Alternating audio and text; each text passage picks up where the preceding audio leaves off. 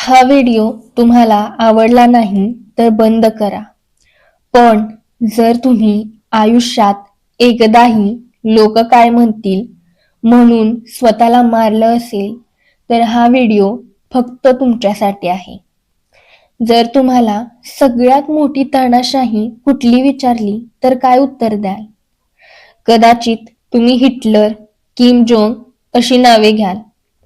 पण सगळ्यात मोठी तानाशाही हा आपला समाज आहे, जो आपल्यावर स्वतःचे मत लादतो. समाज तुम्हाला मारत नाही, पण रोज थोडं थोडं जगणं मात्र काढून घेतो. समाजाने घातलेल्या बेड्या या दिसत नसल्या तरी अदृश्य पद्धतीने त्यामध्ये तुम्ही बांधले गेले आहात. तरी सुद्धा जर तुम्हाला तुम्ही स्वतंत्र आहात असं वाटत असेल तर मग आजपर्यंत घेतलेला एक तरी निर्णय फक्त तुमचाच होता का? लहानपणापासून तुम्ही जे काही केलं ते खरंच तुम्ही स्वतःच्या मर्जीने केलं का? स्वतःलाच प्रश्न विचारा. 10वी नंतर सायन्स निवडलं, ग्रॅज्युएशन केलं, ते सुद्धा स्वतःच्या मर्जीनेच निवडलं का तुम्ही? काहींनी करिअर निवडले, लग्न केले, ते सुद्धा तुमच्याच मर्जीने होतं का? आपण हे निर्णय कुठल्याच प्रेशरवर घेतलेले नसतात असं बहुतेक जणांना वाटतं. पण थांबा, तुम्ही जे जगताय आणि विचार करत आहात हे सगळं इल्युजन आहे. ज्याला तुम्ही खरं समजत होता ते कधी खरं नव्हतंच. तो होता फक्त भास, एक प्री प्लॅन्ड इल्युजन, ज्याने तुम्हाला स्वतःपासून, स्वतःच्या स्वप्नापासून आणि क्षमतेपासून लांब नेलं आणि खऱ्याच्या स्वरूपात एक खोटं वास्तववादी जग दाखवलं गेलं. आणि या मास्टर माइंड पण मूर्खपणाच्या खेळात तुम्ही आजपर्यंत जे काही केलं असेल त्यावर इनडिरेक्टली समाजाचाच प्रभाव होता.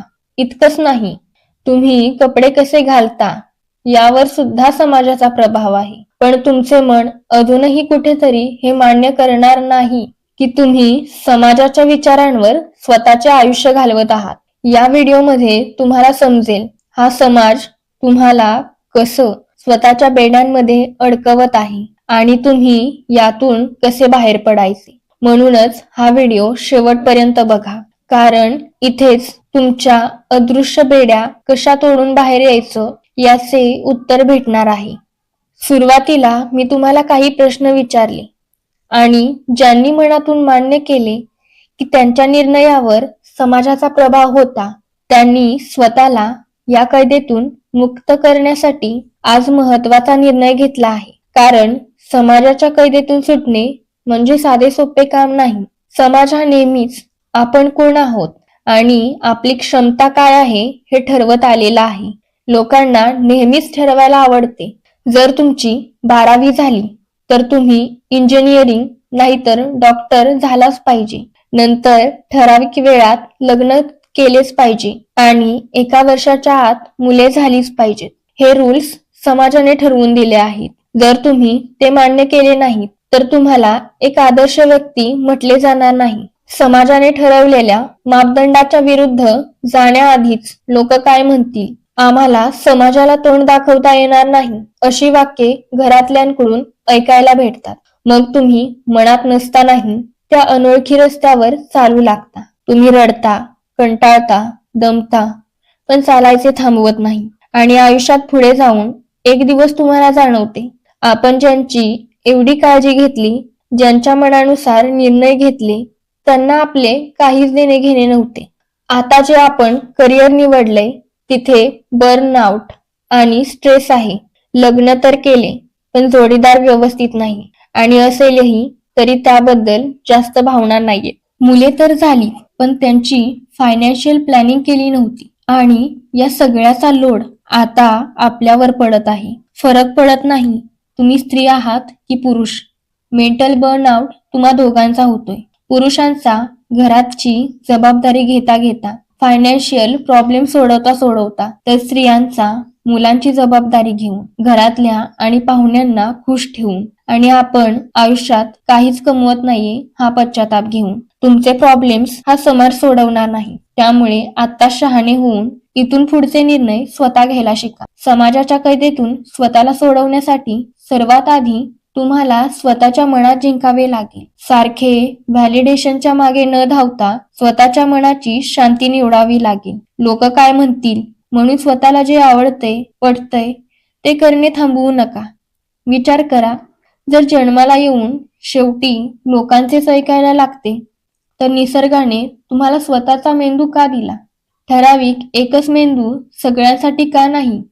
कारण निसर्गाने तुम्हाला स्वतः निर्णय घेण्यासाठी, स्वतःची वेगळी ओळख निर्माण करण्यासाठी वेगळा मेंदू दिलेला आहे. तुम्हाला स्ट्रेस येतो, आनंद होतो, हे सगळे फक्त तुम्हीच अनुभवता. हा समाज ते अनुभवू शकत नाही. तुमचे दुःख वाटून घेऊ शकत नाही. जर असे असेल तर तुमच्या आयुष्याचे निर्णय तुम्ही का घेऊ नयेत? म्हणूनच सर्वात आधी तुम्ही स्वतःच्या मनाला समजवा. हा समाज तुम्हाला काही ना काही बोलणारच आहे. तुम्ही काहीही करा, समाज तुम्हाला स्वतःच्या नजरेत खालीच ठेवणार आहे. कारण देव तो स्वतः बनून बसलेला आहे. तर तो तुम्हाला एक आदर्श व्यक्ती म्हणून का बघेल?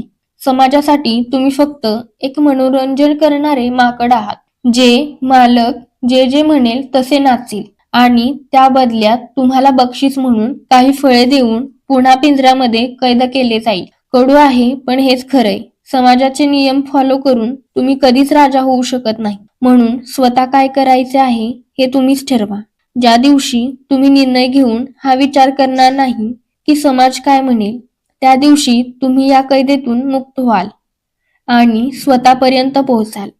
इथपर्यंत पोहोचायला अडथळे खूप येतील, पण जेव्हा तुम्ही या समाजाला डावलून स्वतःचे निर्णय स्वतः घ्याल, तेव्हा तुम्ही एक स्वतंत्र व्यक्ती व्हाल.